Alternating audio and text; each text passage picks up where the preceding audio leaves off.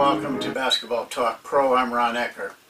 I've actually talked about this subject before, back in March. The title of this subject is The Phantom Factor, Pace, Rhythm, and Flow.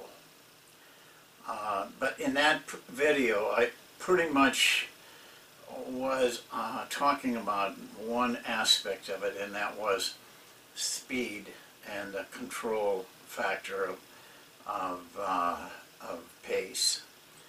Today I want to go a little deeper. I think it's so important. I call it phantom factor because really it's kind of hidden. It's kind of unknown. It's kind of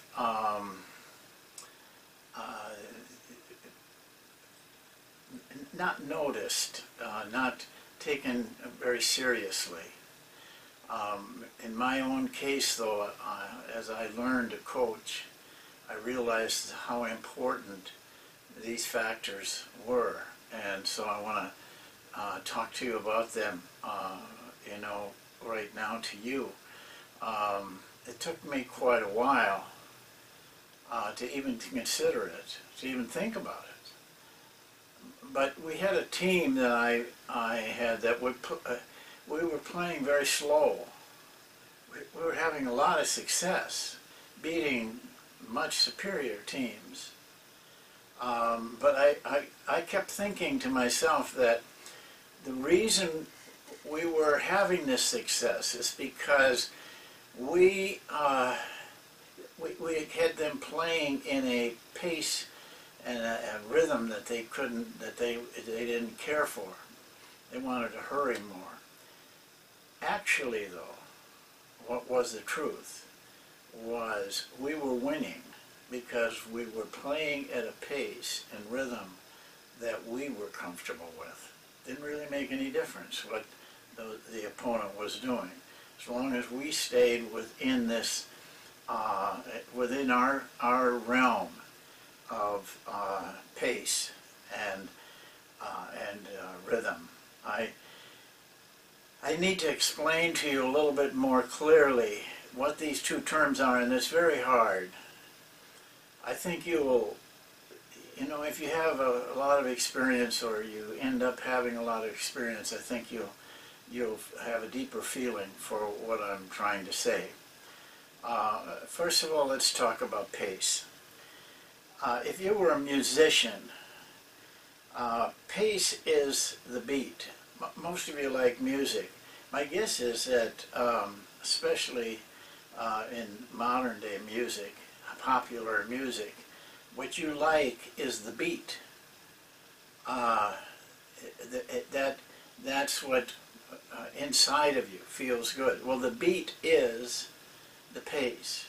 In music, you have so many beats per minute, and that determines the speed of that song. In basketball, we have possessions. Our pace is determined by the number of possessions in a game, whatever game it is. In the NBA, you have teams, I've seen over a year, averaging 89 possessions a game, others at 98 possessions a game. And it isn't unusual to have one or two teams that play at a pace that's over 100. That's our beat. That's what pace is. It's tempo. It's how fast you do things, and you get more possessions the faster you do things. So that's a pretty simple way of looking at it, and yet it is accurate. Now with the clock, we almost have the same effect as music. I mean, you can only have so many beats in a 24-second clock, so you have to determine your pace and your rhythm according to that clock. So it's very similar, has gotten very similar to music.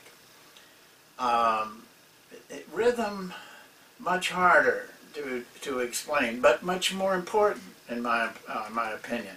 Now, when we say, well, he's in his rhythm, that's an individual thing, and it's very important. I mean, when I work with players, it's you know, finding their rhythm and playing within their rhythm is when they're most accurate, when they're most effective. And so, but that's an individual that we're talking about. We now in music, you know, you have the beat, as I told you, but the rhythm is something else. The rhythm is the number of notes played per beat, or between beats, or over a period of beats. And that may be completely different. You may have 2 beats, and the rhythm is playing 8 to 10 notes. And yet it could be just the opposite. You could have four beats and play 2 notes only. That's the musical type of rhythm. In basketball, our rhythm is how we move and how we function as a group, at what speed and what timing. This is very, very important. I have to believe anybody has witnessed this or been a part of this, where you have an offensive set and everybody on the team times it perfectly, cuts perfectly at the right time, it just it's just so coordinated. It's just a tremendous feeling. The same feeling, though, can be had on defense. Coordinating 5 people, it's almost like a dance. When it's done in that fashion, that's the rhythm of the team within the pace. They have to get into their rhythm and play accordingly within a certain period of time. So pace is what moves you up and down. It gives you more or less possessions. But rhythm is the function within the pace. So you could have a very fast pace and yet have a very moderate rhythm function. It's not unusual at all. Same thing with music. You can play at 200 beats per minute very fast, but the song may appear slow because of the rhythm, because of the number of notes being played at the same time. But once you can establish with your team this rhythm within the pace, it determines their effectiveness. I don't know how any team plays well outside of their rhythm. If they don't have that rhythm, they won't pass as well, they won't shoot as well, they won't play defense as well. It's coordinating this is a factor. It's a very, very unnoticed factor. And you know, I started to tell you how it came to me. I did tell you that I finally figured out that it's your rhythm. It's not what the opponent is doing. You must maintain your pace and your rhythm regardless of what the opponent is doing. And it applies to all parts of the game, to your fast break, to your half court, to your defense. It applies to all of that. I can't say enough about the fact that you're not going to hear a lot about that. You just aren't. No one's going to talk to you much about that. But if you watch those films that I have of running a practice, I talk a lot about it. I work very, very hard at that aspect of the game. And if you saw me with a team that I'd had for 2 months, you'd even see it more. Because at the beginning, you kind of just, they have to learn something. Once it's learned, then to function effectively with it, you must be able to play within your pace and your rhythm.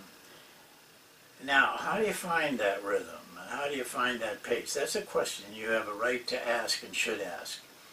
That is very difficult for me to explain. I'll tell you how I do it.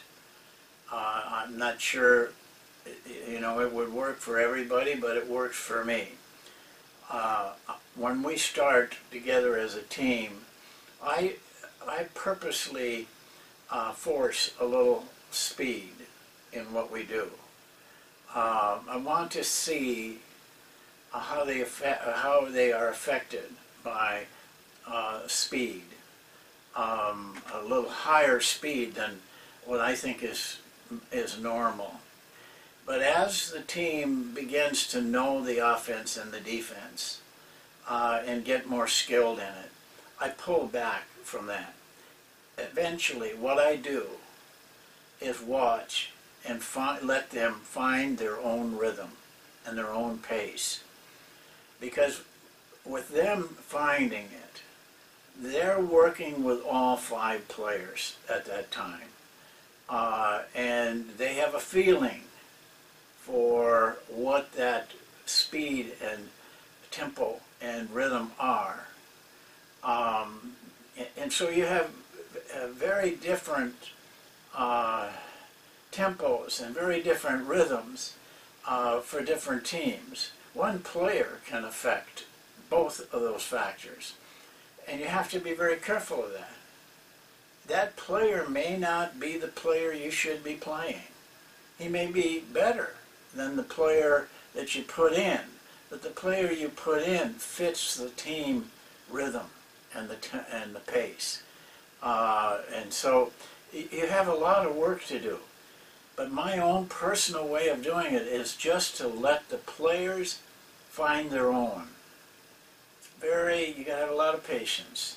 And you have to withstand a lot of criticism because teams may not play the way that fans want them and media want them.